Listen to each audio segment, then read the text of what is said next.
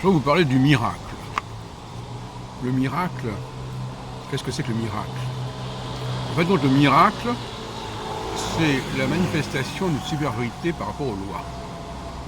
Le Seigneur, c'est celui qui peut faire des miracles.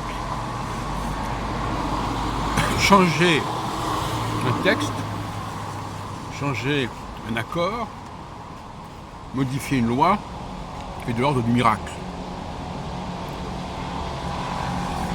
Donc, le miracle est une remise en question des lois de la nature, et plus généralement des lois quelles qu'elles soient. Et tout seigneur doit faire preuve de pouvoir en montrant qu'il peut faire des miracles. Quand Trump, par exemple, ne respecte pas, ne veut plus respecter ou veut sortir de l'accord sur l'Iran, il fait un miracle. Et ce qui est intéressant aussi, c'est qu'on emploie le mot Seigneur à la fois pour parler de Dieu et pour parler du Maître. Donc il y a une sorte d'assimilation entre ce qui est en haut, c'est à la fois le Maître et le Seigneur qui est au ciel, etc. Mais c'est ce qui est en haut, par opposition à ceux qui sont en bas et qui vont justement dire Seigneur. Quand on dit Seigneur, c'est qu'on est en bas. Hein, on n'appelle pas Seigneur quelqu'un qui vous est égal.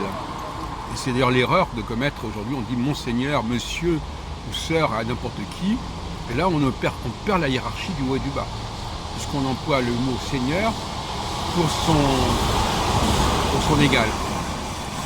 Dans la vie quotidienne, Seigneur, Signor, Sœur, Monsieur, tout ça, c'est des expressions qui ne font pas sens parce qu'elles ne désignent plus celui qui vous est supérieur. Mais ce que je voulais dire ici, c'est que le miracle, je crois que ça n'a pas été suffisamment dit, c'est pas une contradiction, ça pourrait se penser comme une contradiction, c'est comment se fait-il que Dieu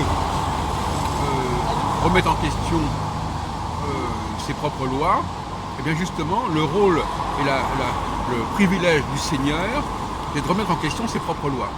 Puisqu'il les a édictées, il peut donc les changer. Et donc il peut faire des miracles.